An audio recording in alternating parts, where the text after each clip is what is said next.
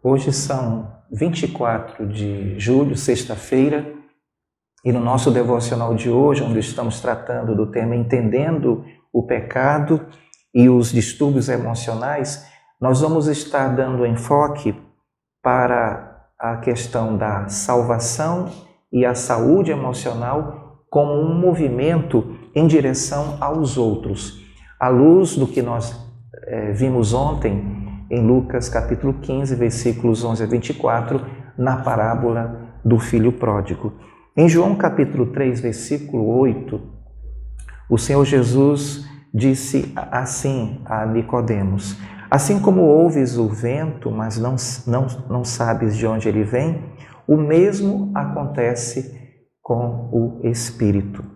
O que eu quero enfatizar neste devocional é a importância de nós estarmos continuamente nos exercitando, tanto espiritualmente como emocionalmente.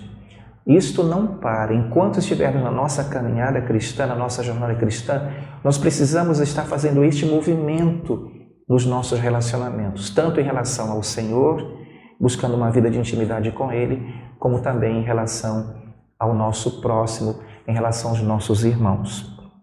A necessidade de nos exercitarmos física ou emocionalmente nunca para.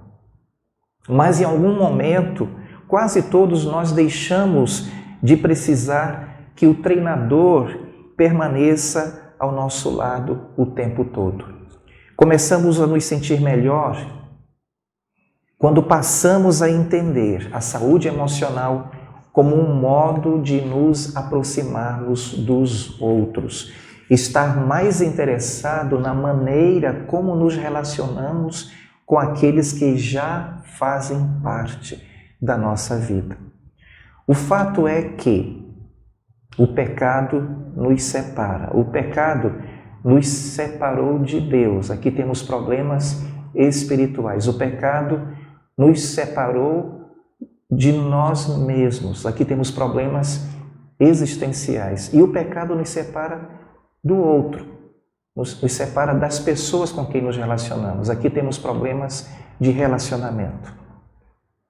E esta é a mensagem que é transmitida na parábola do filho pródigo. Se estamos avançando em direção a Deus e aos outros, então nós estamos nos movendo em uma direção espiritual. Se nos afastamos, então estamos nos movendo ao contrário. E é por este motivo que o pai, na parábola do filho pródigo, quis dar uma festa apenas por ver o filho fazendo o movimento em sua direção. Uma das verdades espirituais do aconselhamento bíblico é que a meta não é chegar, mas fazer um movimento. O sucesso do aconselhamento bíblico não consiste em alcançar o interior do círculo da saúde emocional. Consiste na capacidade de fazer um movimento em direção às outras pessoas.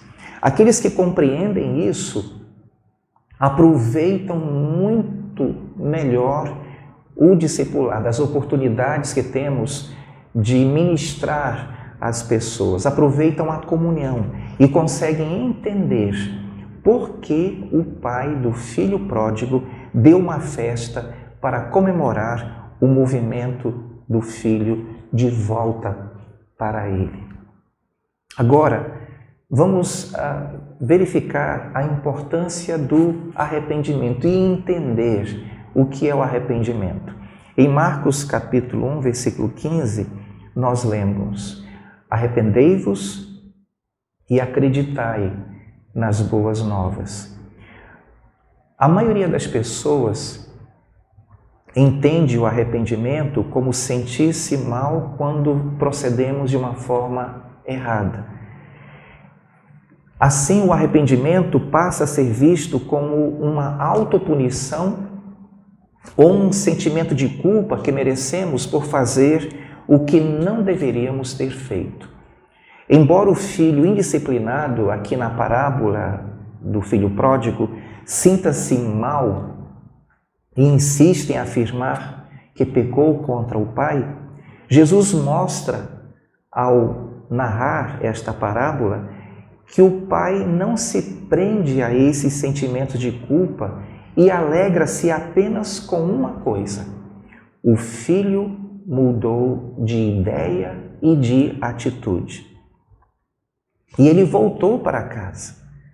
Assim, o ato de arrependimento do filho não aconteceu quando ele implorou o perdão do pai, e sim quando ele decidiu mudar de vida e voltar para casa. O que fez a diferença aqui foi o ato de ele ter mudado de ideia e de atitude. A palavra grega para arrependimento na Bíblia é metanoia, que significa mudar de ideia. É estar percorrendo um caminho em uma direção e decidir inverter o rumo e seguir por um caminho totalmente diferente. Jesus falava sobre arrependimento neste sentido. É importante, irmãos, percebermos a necessidade de mudarmos se, de fato, queremos crescer espiritualmente. Para crescermos espiritualmente e desfrutarmos de saúde emocional, nós temos de modificar a nossa maneira de pensar e de agir. A lição central que eu quero destacar é que as pessoas sábias estão sempre preparadas para mudar de ideia e de atitudes.